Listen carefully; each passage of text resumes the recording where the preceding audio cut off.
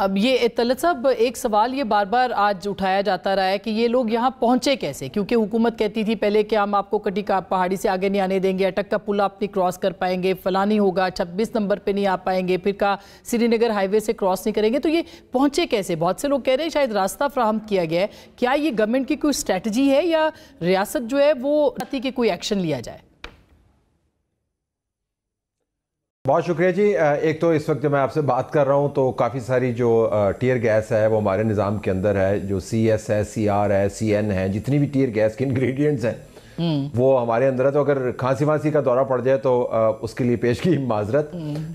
मैं कुछ 12-14 जो PTI के नुमाइंदगान हैं और उनके जो वर्कर्स हैं, जो फुट सोल्जर्स हैं, जो घूम फिर रहे हैं, उनसे बातचीत करके आया हूँ। मैं आपको बता सकता हूँ कि इस वक्त जो वर्कर का सेंटिमेंट है, अगर आप उसको मयार बनाएं तो ये मामला अली मीन गंडापुर के हाथ से तो बिल्कुल निकला हुआ है, ये मामला बुशरा के हाथ से भी बिल्कुल निकला हुआ है, ये मामला उमर अयूब के हाथ से तो बिल्कुल ही निकला हुआ है। मैं ये नहीं कह रहा कि जो ग्राउंड पर लोग हैं जिनको गुमराह करके यहाँ पर लाया गया, मैं गुमराही की आपको बताता हूँ कि मैं क्यों कह रहा हूँ कि गुमराह करके लाया गया।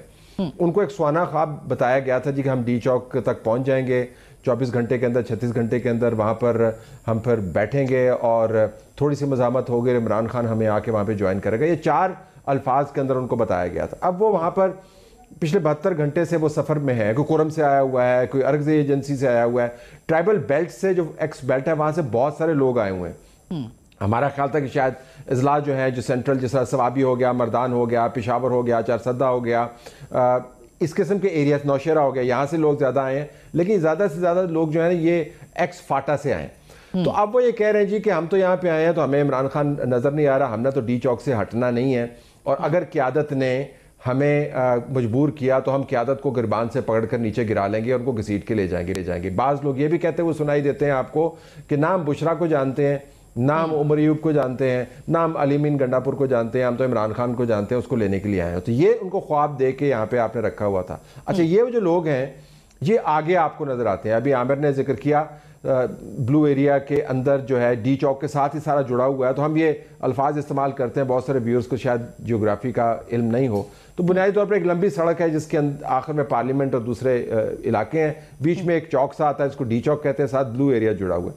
जो क़यादत है वो वर्कर से पीछे है, क़यादत वर्कर्स के आगे नहीं है, वर्कर्स आगे हैं। तो अब लाइट्स बंद होने का जिक्र किया तो मुझे लगता है ये कि इनको रोल बैक करवाया जाएगा। अभी जिस जगह पे मैं बैठा हूँ ये वो बेल्ट है जिसके ऊपर सुबह से बहुत ज़्यादा हंगामा हुआ, इर्द गिर्द लोग फैले हुए थे, मीडिया के हाउसेस के ऊपर भी अटैक वगैरह हुए।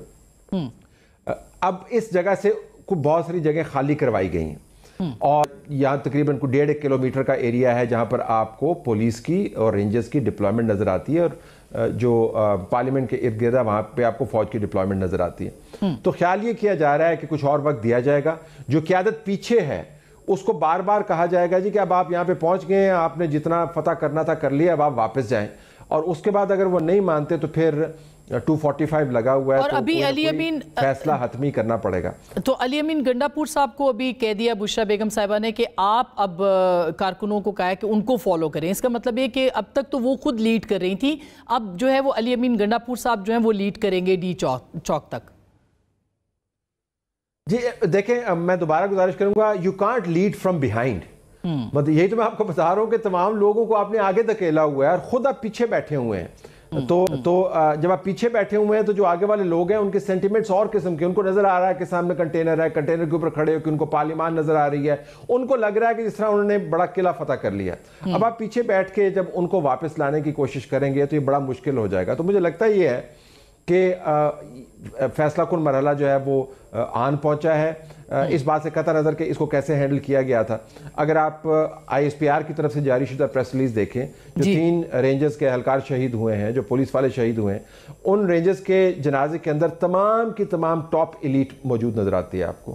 आर्मी चीफ भी उसके अंदर मौजूद है, दूसरे अफसरान भी मौजूद है, प्राइम मिनिस्टर मौजूद है, डिप्टी प्राइम मिनिस्टर मौजूद है, इंटीरियर मिनिस्टर मौजूद है, the whole lineup is there. लेकिन एक इंटरेस्टिंग चीज आपको उसमें नजर आएगी कि अगर प्रेस रिलीज ISPR की तरफ से आई है, बयान सिर्फ वजीर आजम का उसके अंदर अमूमन ISPR का आप बेहतर समझते हैं, जो बयान होता है वो आर्मी चीफ का बयान होता है। लेकिन आर्मी चीफ ने तस्वीरों के जरिए और प्राइम मिनिस्टर के बयान के जरिए वाज़े बता दिया है कि ये मामला ज़्यादा देर चलने का नहीं है। सो आई थिंक अगले चंद घंटे दिए जाएंगे बुशरा को और अलीमीन गंडापुर को, और उसके बाद रोल बैक करने की कोशिश की जाएगी और वो काविश कामयाब भी होगी, क्योंकि ज़ाहिर रियासत के पास मीन्स ऑफ कोअर्शन हैं। लेकिन यहाँ तक आना जो है वो इस वजह से ठहरा कि आप कंटेनर के जरिए ऐसे लोगों को नहीं रोक सकते। अच्छा, अब कंटेनर स्लो डाउन कर देंगे आपको, हाँ, हाँ। लेकिन रोक नहीं सकते।